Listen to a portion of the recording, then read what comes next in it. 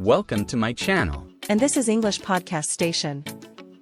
Today, we're jumping into something really useful for English learners. Oh, yeah. What's that? Talking about your family. You know, it comes up all the time when you meet new people. Absolutely. It's like fundamental for making connections, isn't it? Sharing a bit about your life. Exactly. And we're looking at an episode from the English Podcast Station, Describing Your Family Members with James and Erica. Yes.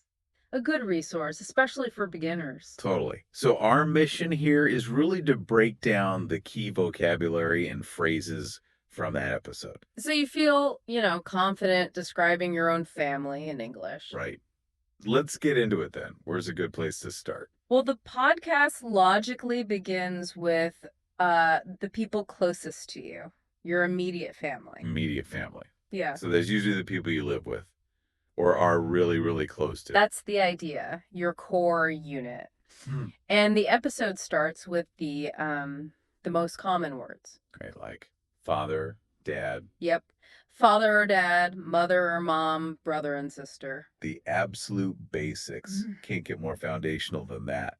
Exactly. And what's great is they immediately give you simple sentences.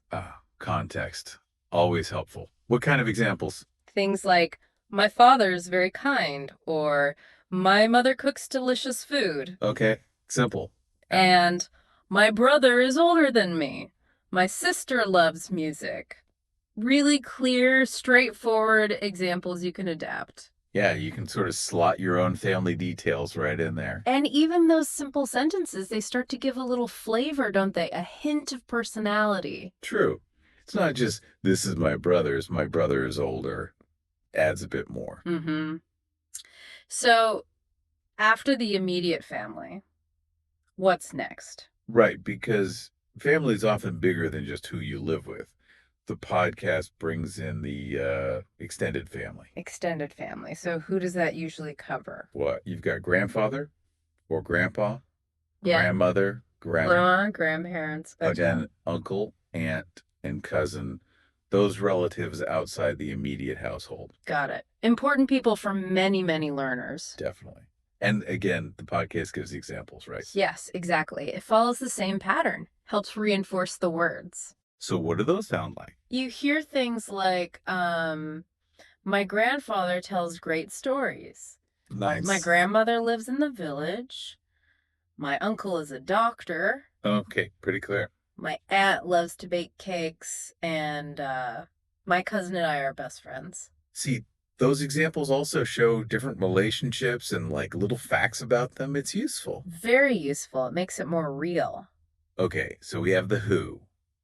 We know the names for immediate and extended family, but people usually want to know a bit about them. Right. What are they like? The podcast moves smoothly into describing people. And it focuses on using simple words. Yeah. Adjectives. Exactly. Simple adjectives, words you can use every day to describe people. What kind of words are on their list? It's a really practical list. You've got funny, kind, smart, tall, short, friendly, quiet, loud. Good contrasts there. And hardworking, lazy. A good mix of common descriptions. And they show how to use these about family members. Yep. Direct application. So you might hear, my dad is funny. Simple enough. Or, my mom is very kind. My brother is smart and funny. Combining them. Okay. You can use more than one. Sure. And my sister is quiet, but very kind. Or describing roles a bit more, like, my mother is hardworking. She takes care of everything at home. That adds more detail. And my father is friendly. He talks to everyone. You really start to get a picture. Yeah, just one or two words makes a big difference. This is probably a good point for you listening to maybe pause and think, which of these words fit your family members? Absolutely. Try it out mentally. It's great practice. Okay, so we've got names, we've got descriptions. What else do people talk about regarding family? Well, often, how big is the family? The size. Right. How many people? The podcast covers this in two main ways. Okay. First, just general terms. Really easy. I have a big family, Yep. or I have a small family. Gives a quick idea. Simple. Yeah. But sometimes you want to be more specific. Exactly. So the second way is using the exact number. How do they suggest doing that? The basic phrase is, there are a number of people in my family. So there are 5 people in my family. Straightforward. And what's also really useful is they show how to list who those people are afterwards. Look good. Like an example. Yeah. There are 4 people in my family. My dad, my mom, my brother, and me. Perfect. Lists everyone. Or another one. There are 6 people in my family. I live with my parents, my 2 sisters, and my grandfather. Shows different family structures too. That's really helpful context. Okay, what about brothers and sisters specifically? Siblings. Yes, siblings. That comes up next. First, they just clarify the word itself. Sibling means brother or sister. Good basic term. Right. And then how to say how many you have. So you just say, I have 2 siblings, or 1 or 3 or whatever. Exactly. I have 2 siblings. Simple. But then it adds a bit more detail. Like ages. Yeah, relative ages. Using phrases like, my brother is older than me. Or my sister is younger than me. Precisely adds that layer of information. And they also mention talking about who's like the oldest or youngest overall. They did. You can say things like, my sister's the oldest. Or I am the youngest.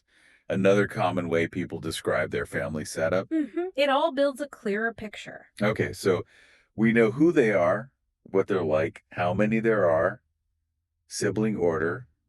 What about what they do? Jobs and activities. Yes, that's covered too. People are often curious about that. Makes sense. So talking about work or study. Yeah, the podcast gives some very typical examples. My father is a teacher. Okay. My mother is a nurse. My brother is a student. My sister works in an office. Common scenarios. Easy templates to follow. What about outside of work or study? Hobbies. Yep, hobbies and interests get a mention too. It makes the descriptions more, personal. Because there's a bit more personality. Like what? Examples like, my dad likes to watch football. My mom enjoys gardening. My sister loves to read books. My brother plays video games in his free time. Everyday interests. Yeah, things that make them sound like real people. Exactly. And finally, the podcast touches on feelings and shared activities. The emotional connection. Important stuff. Very. So how to express, how you feel about your family. Like saying, I love my family. Precisely. I love my family very much. Or, my family is very important to me. Simple, heartfelt statements. Nice. And shared activities, things you do together. Yeah, describing that family dynamic.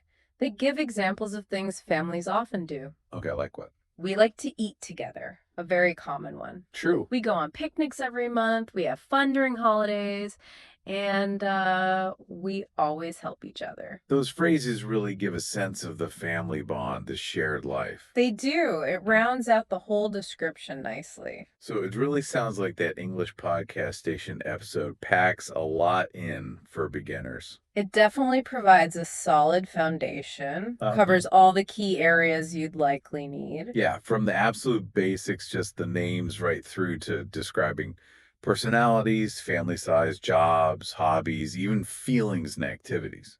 All drawn directly from that podcast, designed to be accessible. So the main thing for you listening now is practice. Absolutely. Take these words, these phrases, think about your own family.